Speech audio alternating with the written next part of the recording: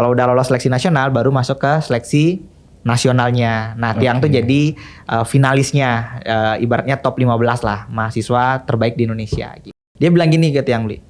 Arya, saya tahu kamu punya potensi. Saya tahu IPK 4 itu bukan hal yang mustahil buat kamu.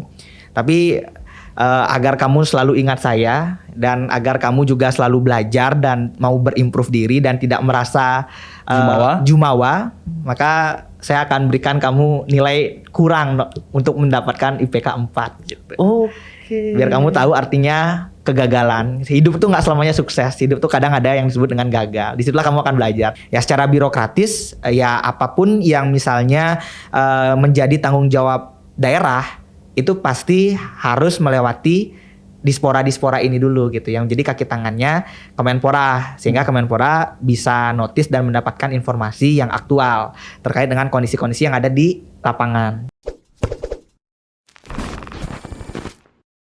Selamat tahun kembali lagi bersama saya di sini. Kali ini kita kedatangan anak muda yang sangat berprestasi. Itu udah melalang buana, bahkan jejaringnya bukan hanya Bali saja, membawa bangga Bali ke tingkat nasional dan internasional. Kurang lebih begitu pengantarnya. Mari kita sambut Iputu Arya Aditya Utama.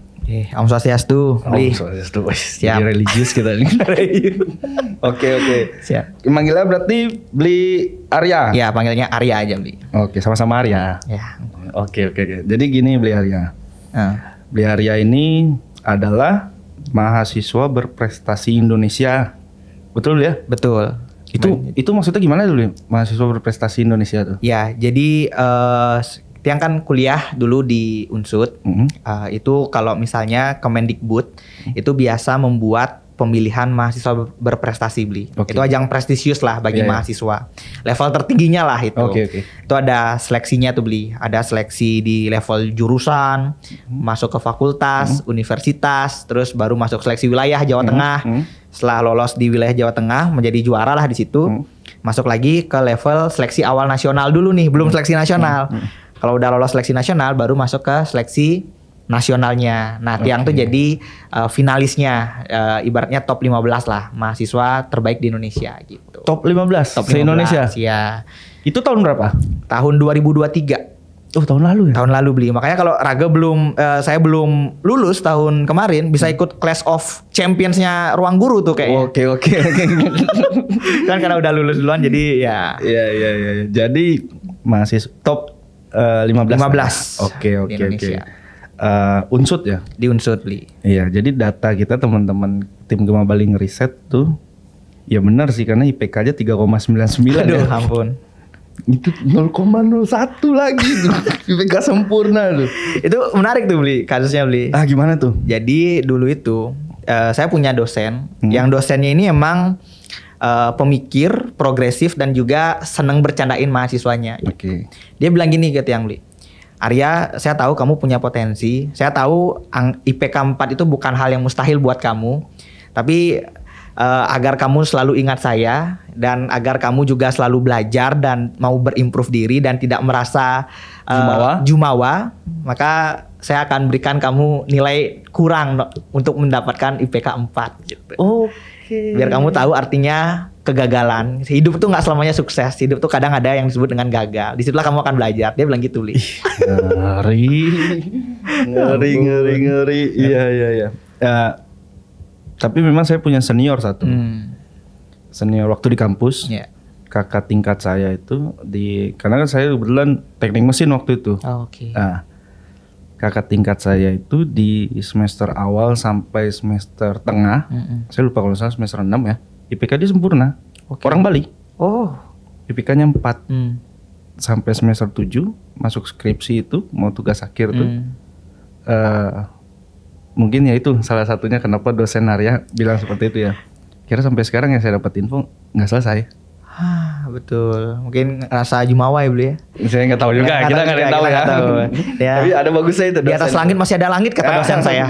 Siap. Iya. Dan gini, infonya nggak skripsi katanya. Betul, Beli. Ntar dulu, ini kan mungkin semeton awam ya, penontonnya awam gitu. Saya juga awam ini. Jalur S1, jalur sarjana tanpa skripsi itu maksudnya gimana nih? bisa dijelaskan nggak gitu? Biar nggak mikirnya aneh-aneh gitu kan? Iya betul. Ya ini menarik Bli. Kalau di kampus saya tuh kan di Universitas Jenderal Sudirman, itu sebenarnya itu peraturan pun juga ya barulah gitu. Karena pada saat saya kuliah di sana dan ikut Mapres ini, ternyata saya baru tahu saya tuh mencetak sejarah Bli di kampus saya. Menjadi mahasiswa Unsud yang pertama kali sampai tembus di level nasional gitu. Nah akhirnya ketika udah lulus di situ, saya ditanya, kamu mau lulusnya tuh kapan gitu. Akhirnya saya bilang, bulan depan Pak. Saya bilang, oke, kita jadiin. Dia bilang gitu. Tapi dengan syarat memang syarat kelulusan saya itu menggunakan karya tulis. Jadi kan di Mapres itu yang dinilai itu ada 3 Bli. 1 tentang prestasi, udah pasti tuh. Seberapa banyak kita punya prestasi, seberapa prestisius prestasi itu. Kedua yang dinilai adalah karya tulis ilmiah yang kita buat. Dan yang ketiga itu adalah bahasa Inggris. Oke. Nah karya tulis ilmiah itu yang dijadikan dasar untuk dikonversi menjadi levelnya skripsi. Karena kan logikanya kalau skripsi mungkin yang nguji dosen-dosen di kampus kan Bli. Nah kalau karya tulis ilmiah saya yang nguji-nguji itu udah profesor dari berbagai universitas lah. Bahkan dari level kampus saya sendiri pun itu udah diuji gitu. Di wilayah Jawa Tengah diuji oleh dosen-dosen Undip, dosen-dosen UGM, Muhammadiyah Yogyakarta, terus bahkan di level nasional diuji sama dosen-dosen UI, Unhas dan lain sebagainya. Yang artinya karya tulis itu tuh ibaratnya udah sah membuat selevel dengan skripsi bahkan lebih gitu. Jadi dengan itulah makanya bisa lulusnya cepat gitu. Tanpa skripsi. Tanpa skripsi ya. Oke, itu jadi menonton biar nggak salah tuh, maksudnya jangan jalur belakang nih biar nggak gitu kan? Iya jalur belakang, bukan lah. Dan waktu itu yang taken rektornya itu Prof Sodik. Betul, Prof Sodik. Izin Prof. Kebetulan saya pernah ini kan ngobrol-ngobrol sama Prof Sodik itu. Luar biasa, Prof Sodik keren, progresif. Top itu ya, top itu Prof Sodik dan baik sekali Prof Sodik itu. Betul. Saya sempat ditawari juga sama Prof itu, sama Prof Sodik sempat ditawari lanjut studi aja di Unsud. Saya bilang saya nggak punya duit Pak. Udah tenang, dia bilang gitu kan. Dalam arti selagi kamu punya prestasi segala macam, kita bantu memfasilitasi kan. Sampai tempat tinggal. Dia bilang, cuman memang saya memilih untuk nulis gitu di luar akademik gitu. Emang pintar sih Prof Sodik untuk mencari orang-orang yang potensial Bli. Bagi masa depan bangsa. Mungkin Bli Ngurah Harya salah satunya yang di mata beliau tuh kayaknya potensial gitu. Ampun ditiup-tiup gitu. Oke. Memang prestasi yang kita catat juga 120 plus prestasi. Ya. Betul itu ya? Betul Bli, valid. Ih, ngeri. Bisa dipertanggungjawabkan itu. Ngeri. Jurusannya waktu itu apa, Bli? Saya hubungan internasional Bli. Jurusan hubungan internasional ya. Oke. Jadi itu pun juga menarik sebenarnya Bli. Alasan saya kan sebenarnya ikut lomba-lomba itu dari SMA Bli. Biasalah saya SMA-nya di SMA 1 Tabanan. Oke.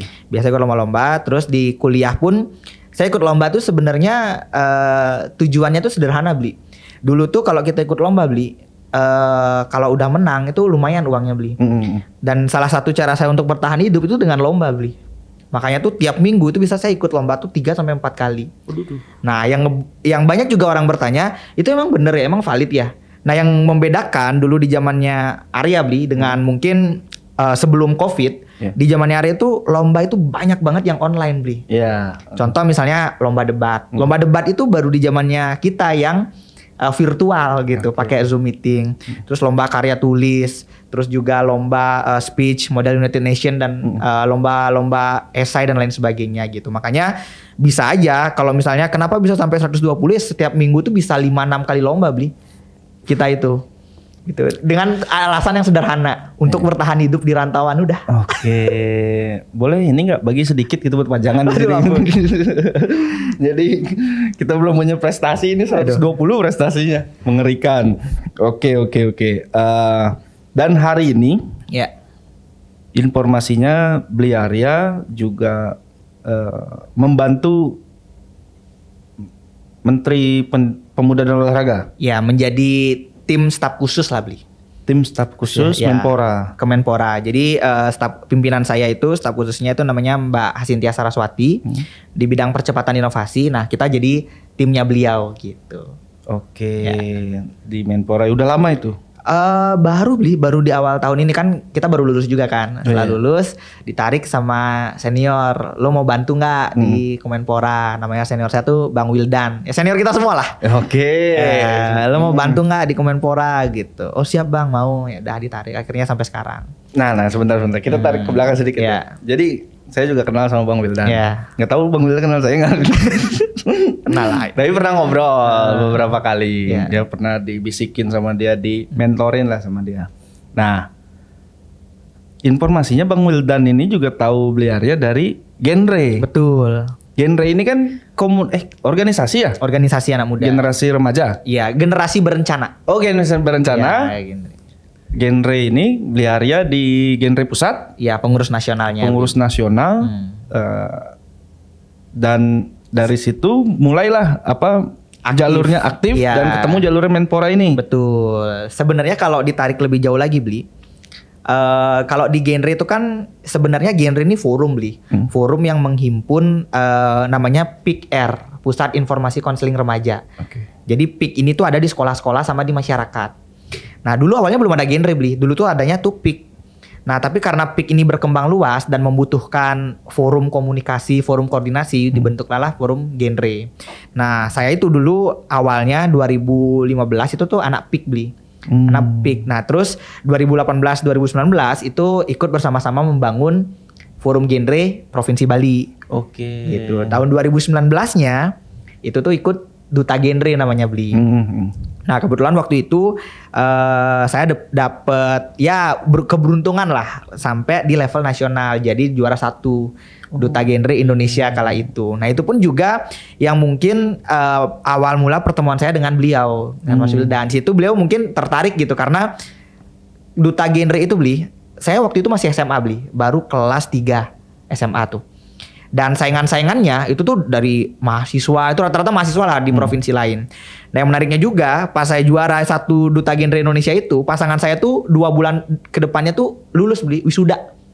Jadi gapnya sejauh itu. Nah ini anak SMA, bocah SMA ini siapa gitu. Dari situ lah awalnya setelah jadi Duta Genre Nasional itu aktif berkegiatan, ikut-ikut nyusun strategi pengembangan kepemudaan, ikut buat-buat modul tentang anak muda. Ya beririsan lah dengan beliau dan memang sering juga tektokan di sosmed. Sampai saya di Unsud.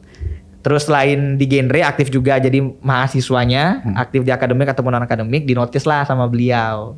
Gitu sampai bahkan yang membuat mungkin secara kedekatan beliau nggak kenal saya secara personal Bli. Jadi taunya dari sosial media aja gitu. Dan bahkan yang membuat momen kita dan saya sama beliau tuh klik gitu ibaratnya. Waktu itu di tahun lalu Bli ada namanya sekolah staf Presiden. Ya. Nah itu beliau juga inisiatornya tuh. Ini beliau ini juga mentor saya banget lah nih Bang Wildan ini. Jadi waktu itu saya ikut daftar Bli. Waktu itu ikut daftar sekolah staf Presiden dan saya lulus lah. Itu kan pendaftarnya tuh dari puluhan saya lupa ribu itu. Ratusan ribu Bli. Ratusan ribu itu SSP kedua sama Pertamina tuh lagi viral banget lah. Saya lolos jadi perwakilan Bali. Walaupun saya di Jawa Tengah tapi saya KTP-nya Bali kan. Lolos menjadi anak muda Bali untuk ikut SSP. Udah ada di level wawancara Bli sama deputi-deputi di KSP, kantor staf presiden. Setelah wawancara, deputi-deputi KSP itu seneng Bli. Wah, ini anak nih pinter katanya. Bahkan pada saat sampai penentuan siapa aja peserta-peserta yang lolos untuk ngikutin skala staf presiden, itu tuh namaku tuh masih ada di jajaran level atas untuk bisa lolos dan mewakili Bali, anak muda Bali, representatif Bali. Tapi situ ada Mas Wildan, dia bilang jangan dilolosin anak ini, dia bilang gitu. Biar dia merasakan yang namanya kegagalan gitu. Karena dia ini Bli ngelihat di IG saya, pas saya kan itu biasalah posting Twibbon. Itu tuh banyak netizen-netizen tuh yang komen-komen gini, ah ini nggak usah ikut seleksi udah pasti lolos. Oh ini udah pasti lolos, ini tolong dong Pak Muldoko, lihat anak ini udah pasti lolos, banyak prestasinya gitu Bli. Disitulah Mas Wildan tuh ngelihat, ah nih anak nih kayaknya kalau dibiarin sukses terus nih bahaya nih, nggak tahu yang namanya belajar lagi, makanya dikasih kegagalan lagi sama dia. Itu saya terpuruk juga tuh Bli. Apa ya yang ngebuat saya gagal ya gitu. Kayak saya bisa bersaing sama yang lain gitu. Dan pengakuan dosanya pada saat saya baru diajak di Kemenpora. Dan bilang, Arya lu tahu nggak yang ngebuat lo nggak lulus di sekolah staf presiden apa? Apa bang? gua deh gitu. Makanya kita berdua. Nah, disitulah awal mulanya. Jadi kita semakin klik dan akhirnya sekarang membantu beliau lah ibaratnya di Kemenpora gitu. Oke. Ini kalau cerita Bang Wildan panjang. Panjang, pasti panjang. Mentor Jadi, kita semua. Memang unik lah, udah Ya. pinter. Pokoknya good lah, semua ada dia di Betul, dia. Nah, betul. sekarang juniornya Bang Wildan nih ada nih orang Bali nih kan gitu. Oke. Nah, khusus Menpora nih. Ya. Bukan menterinya, tapi kita bahas kebijakan mungkin ya, kebijakan yang ada di Menpora ini terkait dengan anak-anak muda di Bali. Kalau dalam aspek prestasi, ini sudut pandang yang kita lihat di beberapa sosial media yang ramai ya. Ya. Kita lihat banyak anak-anak muda Bali yang berprestasi dalam aspek olahraga. Dia menjadi atlet-atlet, itu berprestasi, mewakili Bali, bahkan kancah nasional gitu. Namun mirisnya yang kita lihat di sosmed itu ada beberapa ya, nggak semua. Yeah. Ada beberapa yang menurut mereka dan sosmed yang menyampaikan ini kok kurang diperhatikan atlet-atlet Bali gitu. Nah, kalau dengan kapasitas Bliaria nih itu melihat hal-hal yang seperti itu gimana sebenarnya? Atau memang ada kebijakan khusus dari Kementerian Pemuda dan Olahraga memang bukan nggak diperhatikan, sudah kita perhatikan, namun mungkin ada hal yang tidak tersampaikan atau gimana gitu, bisa dijelaskan sedikit terkait atlet-atlet Bali ini? Ya. Ya Beli, jadi sebenarnya memang aku sih sebenarnya fokusnya kalau di Kemenpora itu di sektor kepemudaannya.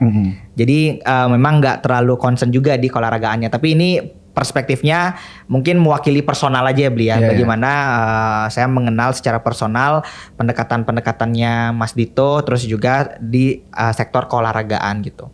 Saya melihat memang kalau di Kemenpora itu untuk menjejaring yang namanya atlet-atlet daerah secara kelembagaan itu pasti nggak bisa tunggal gitu. Kemenpora itu punya kaki tangan lah di daerah-daerah yang kita sebut sebagai dispora gitu. Ya secara birokratis ya apapun yang misalnya menjadi tanggung jawab daerah itu pasti harus melewati dispora ini dulu gitu yang jadi kaki tangannya Kemenpora sehingga Kemenpora bisa notice dan mendapatkan informasi yang aktual terkait dengan kondisi-kondisi yang ada di lapangan. Jadi sistemnya itu seperti itu Beli. Itu yang pertama. Terus yang kedua, dengan banyaknya isu atlet-atlet daerah yang mungkin tanda kutip tidak terlalu diberdayakan, tidak terlalu diperhatikan.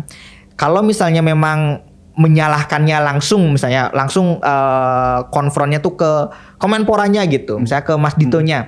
Nah, saya merasa satu sisi memang itu menjadi tanggung jawabnya Kemenpora. Kenapa? Karena memang harusnya Kemenpora yang bisa memberi tanggung jawab yang lebih tegas kepada dispora-dispora yang ada di provinsi sebagai kaki tangannya kita. Tapi di sisi lain, apakah itu sepenuhnya salahnya Kemenpora? Ya menurut saya juga enggak gitu, karena itu adalah ruang lingkup dan skup dari dispora provinsi untuk melakukan pembinaan dan juga pemberdayaan kepada atlet-atlet yang ada di daerah gitu. Karena kalau langsung ke pusat itu masih ada dispora provinsi yang untuk penyambung lidah dan komunikatornya untuk ke Kemenpora gitu.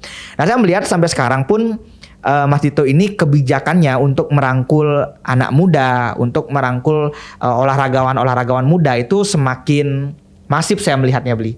Apalagi beliau masih muda kan gitu. Jadi ketika misalnya ada misalnya kemarin tuh atlet-atlet daerah yang di Bali juga Beli yang jago main biliar, anak muda tuh. Bukan anak muda, malah anak kecil tuh. Nah, beliau tuh seneng tuh yang kayak gitu-gitu. Ternotisnya pun juga karena sosial media gitu. Jadi kalau saya ngelihat karena Mas Dito ini juga masih muda, terus juga beliau juga concern pada aspek-aspek kepemudaan dan itu juga berimplikasi pada aspek-aspek olahragaan sih saya melihat kebijakan-kebijakan beliau dalam merangkul, memberdayakan dan bahkan membina atlet-atlet daerah tuh semakin kenceng kalau saya lihat untuk tahun ini ya beliau. Selama beliau menjabat gitu. Jadi keberpihakannya tuh jelas dan clear kepada atlet-atlet, apalagi kalau atlet itu masih muda. Jangankan atlet muda, beliau ini pun juga punya concern tersendiri bagi atlet-atlet yang ibaratnya sudah pensiun tapi secara ekonomi itu masih prasejahtera Beliau tuh punya program yang namanya medali dari warga. Itu kerjasama sama Kita Bisa.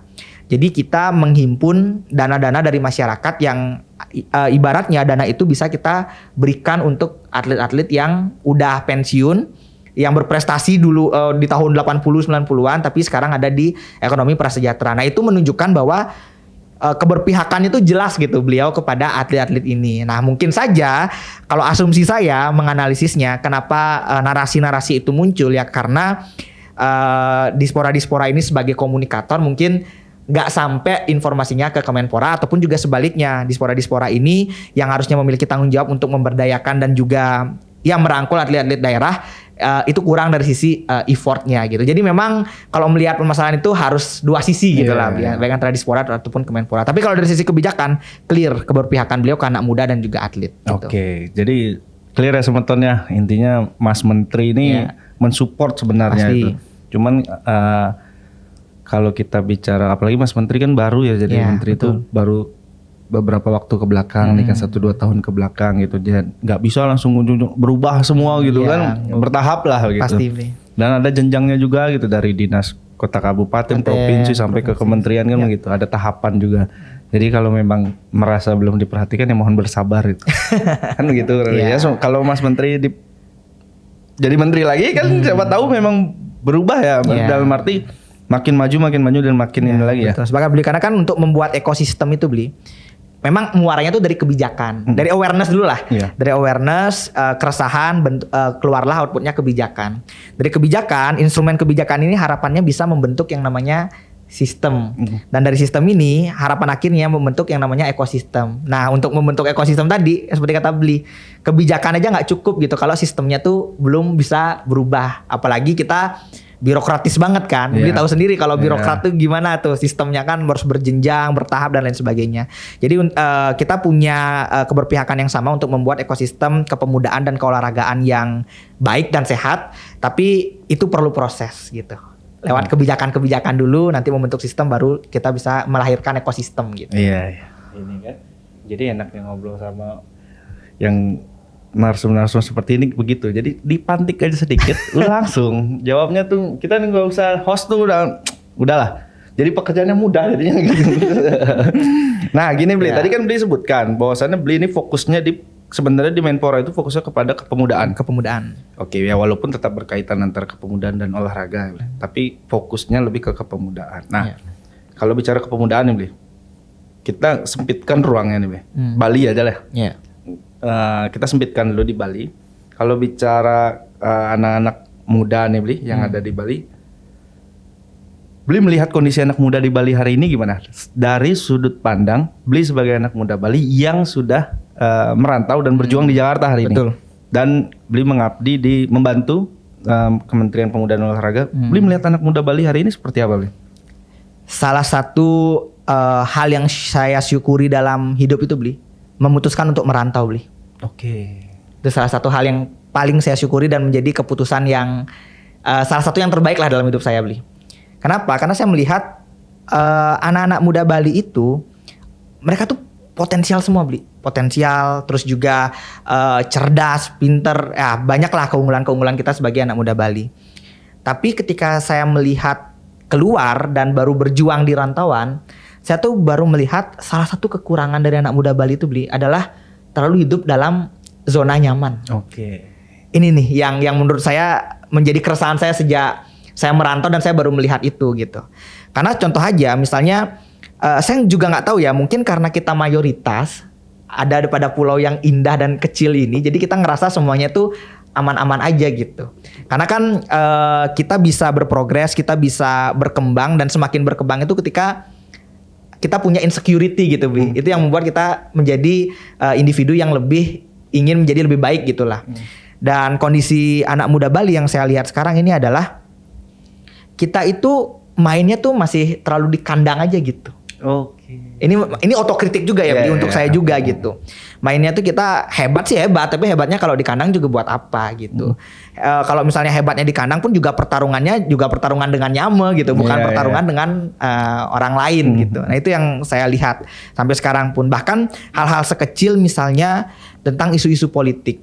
Saya tuh bisa benar-benar membedakan Beli anak-anak muda yang ada di luar Bali, misalnya anak-anak muda dari Jakarta, dari Kalimantan, awareness-nya dengan isu-isu politik, sosial kemasyarakatan tuh tinggi bos. Gitu. Tapi kalau misalnya anak-anak muda di Bali, ya mungkin kita dengan isu-isu kebudayaan, isu-isu keagamaan, anak-anak Bali tuh nggak ada lawan lah. Kita gimana aktifnya di Seketrune, Bleganjur, Megambel, ya gotong royong akan hal-hal yang sifatnya kultural tuh kita nggak ada lawan.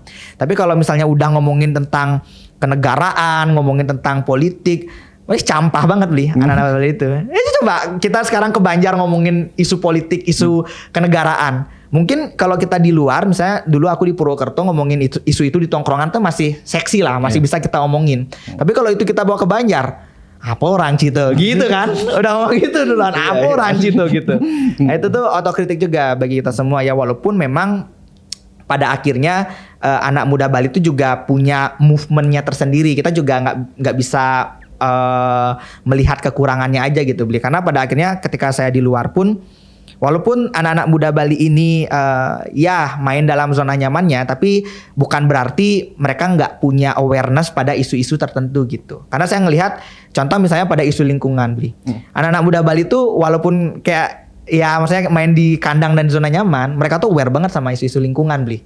Itu yang menurut saya juga jadi poin plusnya. Tapi ayolah anak-anak muda Bali kita gotong royong gitu. Jadi anak muda yang tarungnya tuh jangan tarung di kandang aja, tarungnya tuh harus di level-level yang lebih tinggi lagi gitu, berani keluar. Karena selama kita masih ada di Bali dan belum tahu bagaimana kejamnya persaingan di luar, kita tuh nggak akan pernah tahu kapasitas kita tuh sebenarnya udah ada sejauh mana gitu. Kalau misalnya kita diam di Bali aja, bertemannya sama lingkungan itu aja, ya kita akan selalu merasa cukup dan selalu merasa dewa gitu Bli. Dan yang dicaplok pun juga bukan orang lain tapi nyamo sendiri gitu hitungannya. Itu sih kalau saya ngelihat kondisi anak muda Bali sekarang. Oke. Jadi sesuai juga omongan Bli Arya tuh saya tangkap ada pepatah yang mengatakan, mungkin pepatah nenek moyang kita yang mengatakan kalau kamu ingin melihat rumahmu, lihatlah dari luar, bukan lihat dari dalam. Ya. Karena kalau di dalam udah nyamannya, baunya mau tidur kan. Ya, merasa cukup aja lah ya. Oke. Gitu. Kan kondisi kita kebalik nih. Di area yang lama di Bali terus ke Jakarta tuh. Aku kemarin sempat di Jakarta tuh. Sekarang di Bali. Sekarang di Bali itu. Karena melihat waktu itu kondisi di Bali itu bukan karena kita menjadi superhero ingin datang ke Bali, enggak. Kita cuma membantu ya, walaupun sedikit lah kita bisa membantu, tapi setidaknya kita coba untuk siapa tahu dengan mengedukasi segala macam kan kita bisa membuat anak-anak muda Bali ini lebih aware lagi dan lebih berani untuk bukan berani mesiat ya, berani bertarung secara pikiran, ide, gagasan gitu. Keluar gitu. Nah kalau kita tuh dari sisi potensi nggak kalah Bli, nggak kalah. Kan banyak juga tuh anak-anak muda Bali yang berkarir di Jakarta khususnya di Jakarta dengan posisi-posisi yang luar biasa, strategis gitu. Iya. Terus jadi contoh. Nah, emang jangan hidup di Bali Bli. Mulai jalan. Saking jahannya. Lupa akan bersaing gitu. Oke. Ya sih memang susah kalau udah hidup di Bali, udah nyaman sekali itu. Kalau di Jakarta kita mau diem sedikit aja tuh udah kesalip kita sama orang Bli. Iya, kalau dulu ya waktu aku masih kuliah tuh ada istilah begini, pas masih berorganisasi itu. Kamu bangun siang itu rezekimu dipatok sama anak komisariat gitu. Anak komisariat bukan dipatok ayam Bli. Enggak, dipatok anak komisariat. Makanya harus bangun pagi gitu, aktivitas pagi semua segala macam itu. Betul. Oke. Gini Bli, tadi kan terkait dengan anak muda Bali. Kondisinya terlalu nyaman, zona nyaman. Suka berada di zona nyaman. Mungkin ada beberapa anak muda Bali yang memilih untuk bertarung keluar, bertarung secara dia mengais pendidikan, mengais rezeki keluar gitu, bertarung pikiran, gagasan, ide di luar gitu. Nah, melihat kondisi yang berada di zona nyaman, Bli. Nah, kalau kita bahas soal itu, menurut Bli solusinya yang harus dilakukan selain daripada dia harus merantau keluar, misal gini kan kita nggak tahu juga.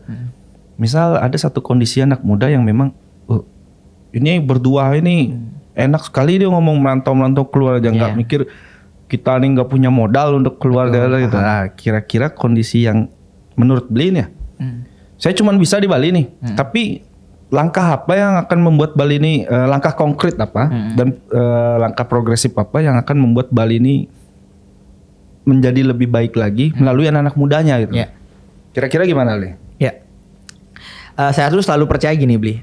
Kita tuh jangan keluar dari zona nyaman, tapi perluas zona nyaman itu. Oke. Karena kan pada akhirnya kita hidup tuh tujuan utamanya ya nyaman kan. Iya. Nah, sehingga pada akhirnya saya selalu percaya prinsipnya adalah kita perluas zona nyamannya. Ya salah satunya tuh dengan banyak hal lah. Satunya dengan merantau misalnya, gitu. Nah, kalau yang kedua, gimana upaya-upayanya? Saya tuh percaya gini, Bli. Orang-orang di Bali ini kulturnya adalah harus ngelihat role model dulu gitu. Role model dulu siapa-siapa yang bisa jadilah kalau merantau itu. Siapa yang bisa sukses. Kita tuh harus punya role model dulu baru biar anak-anak muda Bali tuh ngomongnya gini. Oh, ternyata ngidang yang ngerantau tuh sukses gitu. Oh, iya. Harus punya role model dan inspirasinya dulu, Bli. Karena kan kalau saya tuh ngelihat sekarang nih khususnya di desa saya juga ya, Bli ya. Merantau tuh mereka better untuk merantau ke luar negeri, Bli. Misalnya ke kapal pesiar. Oh iya. Nah, itu kan kultur Bali banget lah. Iya. Merantaunya tuh ke luar negeri kapal pesiar, bukan ke Jawa untuk mencari ilmu, terus juga menjadi profesional gitu atau bahkan menjadi orang yang berkarir dalam politik gitu. Nah, menurut saya apa yang bisa dilakukan oleh anak-anak muda Bali ini adalah kita bergotong royong anak-anak muda yang udah rantau dan sukses di perantauan, itu kita kasih contoh kepada adik-adik kita nantinya gitu, biar mereka pun juga punya spirit gitu, karena kan spirit itu nggak mungkin akan muncul kalau misalnya nggak dipantik gitu. Ibaratnya kayu bakar lah, kayu itu nggak akan bisa mengeluarkan api kalau misalnya nggak ada korek atau pemantiknya. Nah, menurut saya pemantik itu yang harusnya dipertebal gitu narasinya untuk di Bali ini. Makanya saya tuh sangat amat senang ketika misalnya selalu mendorong anak-anak muda Bali tuh berani keluar untuk merantau gitu. Dan bahkan saya nggak hanya ngedorong, Bli, tapi saya ngasih apa yang akan kamu dapatkan ketika kamu merantau gitu. Misalnya perspektif-perspektif baru yang mungkin kamu nggak akan pernah dapatkan ketika kamu ada di Bali. Terus yang kedua, mentalitas yang kayak tadi Bli bilang. Kalau di Bali mungkin kita bangun jam 9 jam 10 masih oke rasanya. Tapi kalau di Jakarta udah dipatok anak komisiaris gitu rezeki kita. Nah, itu maksudnya banyak hal yang bisa kita pelajari, dan menurut saya yang bisa dilakukan adalah ayo dong anak-anak muda Bali yang udah sukses di rantauan, kasih contoh adik-adiknya gitu, kasih jalan-jalan apa yang bisa dilakukan untuk bisa menjadi seperti kita, at least ada langkah awalnya. Karena pada akhirnya balik lagi ke persoalan ekonomi, Bli. Banyak yang berpikir bahwa waduh, kalau kita merantau nggak punya uang gitu. Padahal sebenarnya di zaman sekarang potensi dan kesempatan untuk kita bisa mendapatkan saya beasiswa itu besar banget, Bli. Apalagi dengan era keterbukaan seperti sekarang ya. Beasiswa itu kita bisa akses dari manapun, baik dari pemerintah, perusahaan swasta, bahkan dari orang tokoh-tokoh nasional pun juga memberikan beasiswa kadang-kala kan. Gitu. Jadi menurut saya ekonomi itu bukan menjadi alasan utama lah kalau misalnya kita udah punya spirit, udah punya komitmen, dan udah punya tekad gitu. Saya pun juga sama, Bli. Saya bukan orang yang berada, Bli. Dari sisi ekonomi bisa disebut sebagai ekonomi yang menengah ke bawah lah bisa disebutnya. Tapi karena saya punya komitmen, saya punya tekad, saya punya spirit, ada orang yang memberikan saya inspirasi bahwa ketika kita keluar kita bisa menjadi sesuatu dan ada sesuatu yang saya perjuangkan, ya pada akhirnya kesempatan itu akan ada aja gitu. Misalnya kita kuliah di Unsud, pada akhirnya full beasiswa, terus biaya hidup ditanggung semua gitu. Jadi kuncinya itu adalah komitmen dan tekad. Kalau jalan, ada 1000 jalan menuju Roma lah gitu. Itu sih poinnya. Mantap nih, ada 1000 jalan menuju Iya. Roma. Oke, dan jadi ingat kata tambahan sedikit juga ya, kalau terkait dengan ketakutan merantau karena faktor ekonomi yang pas-pasan. Sebenarnya kalau pemerintah Provinsi Bali ini ada fasilitas sebenarnya. Jadi gini, di beberapa titik kota atau kabupaten di Jawa ya, Jawa aja yang sebut Jawa itu, jadi Pemprov Bali itu punya namanya asrama mahasiswa Bali. Oke. Ada di beberapa, kalau di Malang ada, Surabaya ada, Semarang, Solo ya saya lupa, Jakarta ada, Bandung ada, Bogor ada. Jadi saya pernah keliling semua itu, karena saya datengin satu-satu semua. Bukan sebagai Pemprov ya, enggak, betul.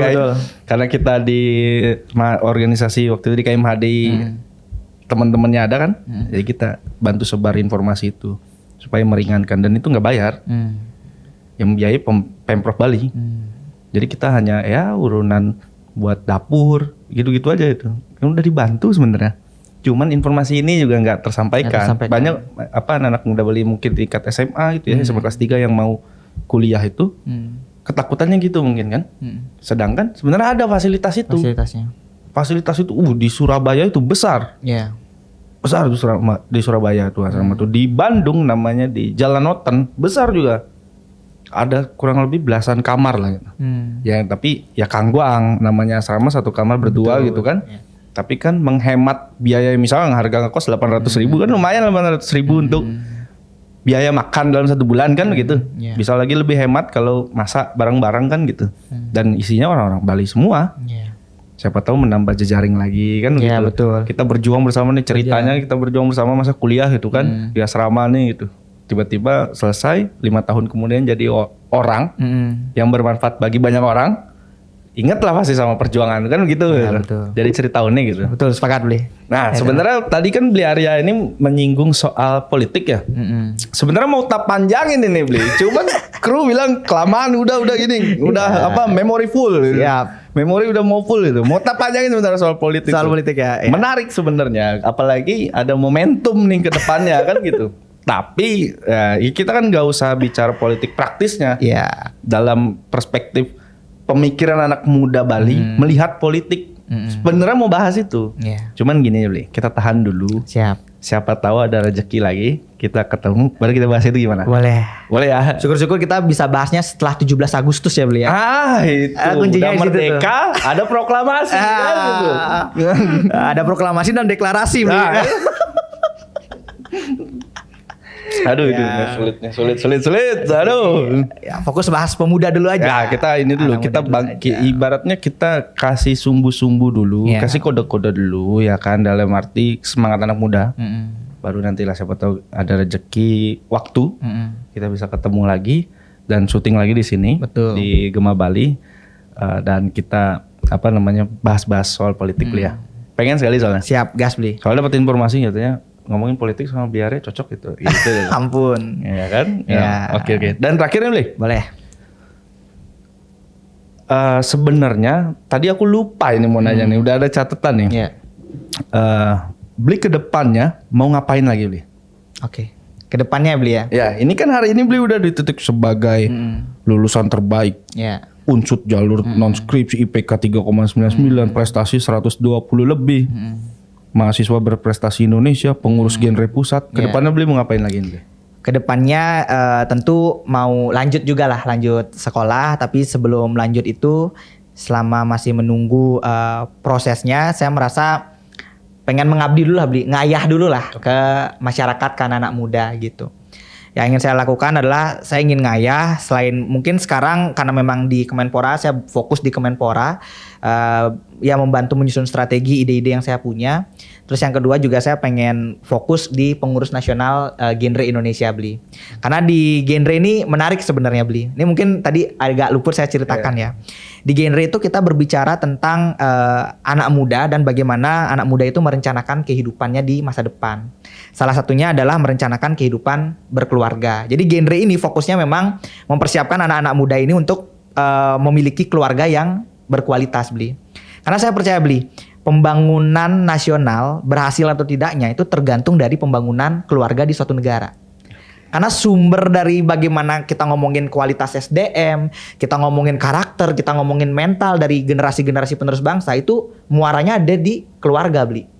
Nah itulah makanya di genre itu saya ingin ya menyumbangsihkan lah, ngayah lah buat anak-anak muda dengan strategi-strategi yang sekarang kita sedang gaungkan, baik melalui program-program kita ingin membantu anak-anak muda ini untuk merencanakan masa depannya gitu Bli. Dan ini pun juga menjadi salah satu yang selalu saya sampaikan kepada anak-anak muda. Ini juga ngomongin tentang anak muda Bali tadi Bli, bahwa di genre itu kita ingin anak-anak muda tuh jangan takut buat bermimpi Bli. Gitu. Ini nih yang selalu saya sampaikan gitu, karena kalau misalnya kita semakin takut dengan mimpi yang kita punya, itu artinya mimpi kita semakin besar. Kalau kita nggak pernah takut akan mimpi kita, berarti mimpi kita tuh masih cetek dan masih kecil Li. Karena kalau saya percaya kalau kita mimpinya setinggi langit, asalkan langitnya kelihatan, itu nggak ada masalah gitu. Artinya kita punya mimpi apa, kita tahu bagaimana untuk mencapainya tuh, itu yang keren. Anak muda yang keren tuh kayak gitu. Makanya saya selalu bilang, kalau misalnya kita punya mimpi itu kita pikirkan, maka mimpi itu jadi rencana. Nah ini juga menjadi prinsipnya genre Bli. Dari rencana itu, kalau rencana itu kita ucapkan ke orang-orang, misalnya kayak tadi saya sampaikan, Arya mau jadi apa ke depannya. Nah rencana yang kita punya dari mimpi itu akan berubah jadi yang namanya komitmen. Nah kalau komitmen itu kita lakukan, komitmen itu pasti berubah akan jadi yang namanya kenyataan gitu. Makanya terakhir yang ingin saya lakukan ke depannya setelah ini ya ingin berdampak lah bagi masyarakat dan anak muda. Karena saya percaya Bli, sekecil-kecilnya pergerakan itu pasti menghasilkan dampak gitu. Dan sekecil-kecilnya dampak itu pasti melahirkan perubahan. Dan itu yang sebenarnya ingin saya wujudkan nih dalam 2 tahun ke depan gitu. Untuk ngayah ke masyarakat dan ngayah ke anak muda. Salah satunya mungkin instrumennya bisa melalui Kemenpora, bisa melalui genre, bisa melalui KMHDI. Banyak instrumen lah untuk kita bisa lakukan untuk ngayah itu. Oke. Jadi sekarang posisinya di pengurus genre sebagai apa? Sekarang saya di ini Bli, divisi pengembangan dan perencanaan program. Oke. Ya. Kalau Munasnya kapan kongresnya? Ini bulan depan nih Bli, lagi hangat nih bulan depan. Udah paham lah udah ya. Ya. Kita doakan bersama ya. Mohon doanya lah. Iya. Biar bisa ada anak muda Hindu juga nih. Jadi sesuatu di level nasional. Iya, oke. Orang Bali kan pernah ya? Orang Bali pernah Kak Nanda Rizka, senior kita juga di KMHD. Iya. Itu mentor, progresif itu luar biasa itu. Respect pokoknya buat senior satu itu. Iya, oke. Terima kasih Siap, Bli. Bli. Sudah hadir di Gema Bali dan saya akan mengingatkan Bli Arya terus bahwasannya kalau udah di Bali dan udah merdeka kita, baru kita bahas politik ya. Siap Bli, itu cluenya ya Bli. Gas lah kita ngomongin politik tipis. Siap. Terima kasih sekali lagi Bli Arya dan kepada semua teman Gema Bali. Tadi closing statementnya luar biasa dari Bli Arya, yaitu pilihannya 2 nih. Kalau saya menafsirnya pilihannya 2. Bermimpilah setinggi langit. Asalkan langitnya kelihatan. Asalnya langitnya kelihatan. Nah, itu tidak menjadi masalah ya. Kalau saya berpikirnya bermimpilah setinggi langit, kalaupun kamu jatuh masih berada di awan-awan. Oi, Soekarnois. Atau bertinggilah setinggi langit, cuman resikonya kalau jatuh mati. Mati ya. Siap. Oke, terima kasih semua teman Gema Bali. Jangan lupa untuk di follow, di subscribe, di like, comment, share juga. Dan tunggu video-video kita selanjutnya. Terima kasih. Terima kasih.